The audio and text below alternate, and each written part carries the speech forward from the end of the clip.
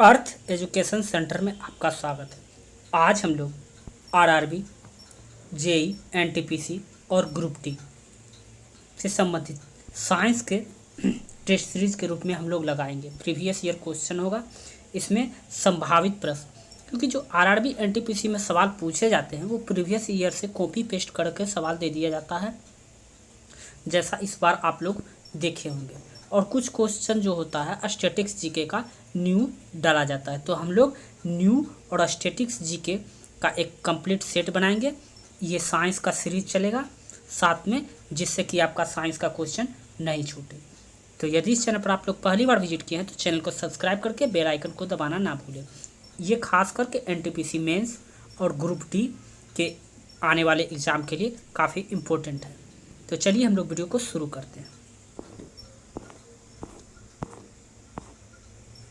पहला प्रश्न है आपके लिए, एक 2 न्यूटन सेकेंड संवेग वाले और 3 किलोग्राम द्रव्यमान वाले पिंड की गतिज ऊर्जा है।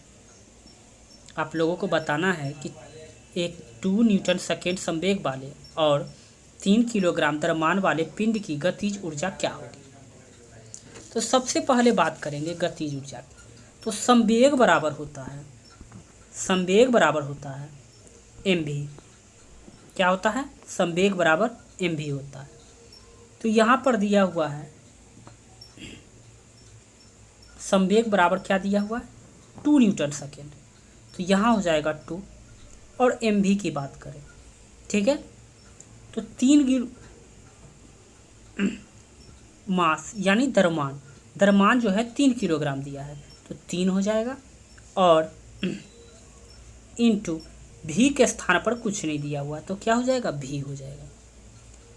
अब अगर इसको हम भी को इस तरफ लाते हैं तो क्या हो जाएगा? 2/3 और यह आंसर आएगा जूल में। तो इस तरह से इसका आंसर क्या हो जाएगा? 2/3 जूल। क्या होता है? संवेग बराबर होता है mv। संवेग बराबर mv होता है, याद रखिएगा। दूसरा प्रश्न है, यदि पृथ्वी के उपग्रह की कक्षा दीर्घवृत्ताकार होती है तो दीर्घवृत्त का तल। दूसरा प्रश्न है, यदि पृथ्वी के उपग्रह की कक्षा दीर्घवृत्ताकार होती है तो दीर्घवृत्त का तल होगा। इस प्रश्न का सही आंसर होगा सी, पृथ्वी के केंद्र से जाता है। पृथ्वी के केंद्र से जाता है, इसका सही आंसर होगा सी। जिस क्वेश्चन में एक्सप्लेनेशन की ज़रूरत होगी हम उसमें एक्सप्लेनेशन भी देंगे। अब तीसरा प्रश्न है आपके लिए, जब किसी गतिमान पिंड की गति दोगुनी हो जाती है तब लगने वाला समय होगा यदि दूरी अपरिवर्तित रहे तो। इस प्रश्न का सही आंसर आप लोग कमेंट बॉक्स में दीजिए। इस प्रश्न का सही आंसर होगा बी, आधा हो जाएगा। अब देखिए, आप लोगों को पता होगा चाल बराबर क्या होता है? दूरी बटे समय, अर्थात चाल a इक्वल टू 1/टाइम, अर्थात समय।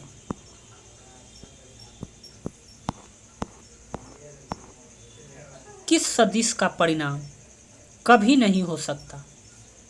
किसी सदिश का परिणाम कभी नहीं हो सकता, शून्य, इकाई, ऋणात्मक या धनात्मक। इस प्रश्न का सही आंसर होगा सी, ऋणात्मक। अब बात करते हैं, किसी भी सदिश का परिणाम कभी शून्य नहीं हो सकता, क्योंकि सदिश राशि की दिशा जो है ऋणात्मक हो सकती है। सदिश राशि की दिशा की अगर बात की जाए तो ये ऋणात्मक हो सकती है, लेकिन परिणाम जो होता है ऋणात्मक नहीं हो सकता, याद रखिएगा।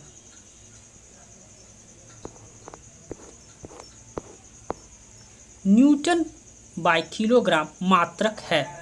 न्यूटन बाय किलोग्राम मात्रक है। इस प्रश्न का सही आंसर होगा ए, त्वरण। अब इसकी बात करते हैं, तो ए बराबर जो हो जाएगा F/m। F यानी फोर्स होता है और बल किसका मात्रक होता है? न्यूटन का, मीटर किलोग्राम का। तो इस तरह से हो जाएगा न्यूटन बाय किलोग्राम। इसको इस तरह से भी लिख सकते हैं केजी। अश्व यदि एकाएक चलना प्रारंभ कर दे तो अश्वरोही के गिरने की आशंका का कारण क्या होगा? एक अश्व जो है एकाएक चलना प्रारंभ कर दे तो अश्वरोही को गिरने की आशंका का कारण क्या होगा? इस प्रश्न का सही आंसर होगा सी, विश्राम जड़त्व के कारण। विश्राम जड़त्व के कारण क्या होगा? क्योंकि व्यक्ति जो है विश्राम अवस्था में है और घोड़ा क्या है, गति अवस्था में अचानक से आ जाएगा, इस वजह से क्या होगा, व्यक्ति गिर जाएगा। Answer is C. कोई साइकिल सवार किसी मोड़ पे घूमता है तो वह, अगला प्रश्न है आपके लिए, कोई साइकिल सवार किसी मोड़ पर घूमता है, ठीक है, तो वह, इस प्रश्न का सही आंसर होगा सी, भीतर की ओर झुकता है। कोई साइकिल सवार किसी मोड़ पर अगर वह घूमता है तो भीतर की ओर झुकता है, क्योंकि इसमें अभिकेंद्री बल, जिससे सेंट्रीफेटल फोर्स के कारण क्या होता है, अपनी भार को संतुलित करने के लिए वह भीतर की ओर झुकता है, जिससे कि वो गिर ना जाए। यही अगर कार की बात है तो कार में बाहर की ओर जाता हुआ प्रतीत होता है। यह देखिए क्वेश्चन कितना इंपॉर्टेंट है, कितनी बार आरआरबी में पूछा गया है, आरआरबी चंडीगढ़ हो, मुंबई हो या बंगलौर हो। ऊर्जा संरक्षण के सिद्धांत का अर्थ है, इस प्रश्न का सही आंसर होगा बी, ऊर्जा संरक्षित है, ना इसका सृजन होता है और ना ही इसका विनाश होता है। अब देखिए, ऊर्जा एक रूप से दूसरे रूप में परावर्तन हो सकता है। ऊर्जा की अगर बात की जाए तो एक रूप से दूसरे रूप में परावर्तन किया जा सकता है। इसे ही ऊर्जा का सिद्धांत कहा जाता है। ऊर्जा संरक्षण का सिद्धांत कहा जाता है। वर्ग समेत एक कांच के गिलास की बाहरी तल पर जल बिंदु दिखते हैं क्योंकि, इस प्रश्न का सही आंसर होगा बी, वायु की नमी जो होता है गिलास के ठंडे तल के संपर्क में आकर जल की बूंदे के रूप में घनीभूत हो जाती है। इस कारण से गिलास के बाहरी तल पर बिंदु बिंदु दिखाई पड़ते हैं। इस प्रश्न का सही आंसर होगा बी।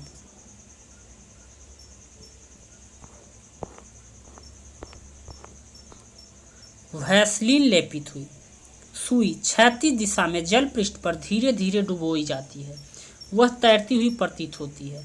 यह घटना किसका उदाहरण है? इस प्रश्न का सही आंसर होगा बी, पृष्ठ तनाव के कारण। पृष्ठ तनाव के कारण क्या होता है, जल की सतह पर सुई जो होती है वह धीरे धीरे डूबती हुई तैरती हुई प्रतीत होती है।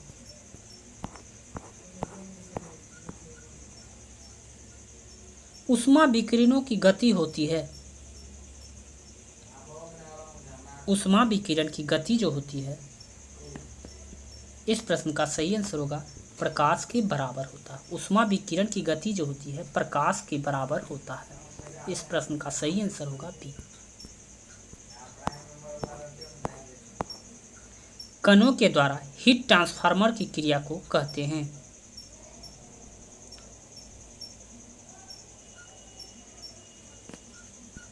इस प्रश्न का सही आंसर होगा बी, कंडक्शन।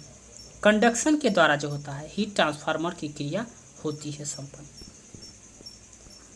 आज के टेस्ट सीरीज में बस इतना ही। आगे से प्रत्येक टेस्ट सीरीज में आपको 20 क्वेश्चन देखने को मिल जाएंगे, जिसमें कि न्यूमेरिकल क्वेश्चन से लेकर आपको फिजिक्स, केमिस्ट्री और बायो से भी सवाल इंक्लूड किए जाएंगे। तो यदि आपको यह सीरीज अच्छा और हेल्पफुल लगा हो तो चैनल को सब्सक्राइब करके बेल आइकन को दबाना ना भूलें। और रोज़ यह सीरीज एवरीडे आएगी, प्रत्येक दिन आएगी। और इसके झा सर की साइंस की बायोलॉजी का सीरीज इस पर समाप्त हो चुका है और फिजिक्स और केमिस्ट्री का सीरीज चल रहा है क्रमबद्ध तरीके से। तो मिलते हैं हम लोग नेक्स्ट वीडियो में। अभी के लिए बस इतना ही। जय हिंद।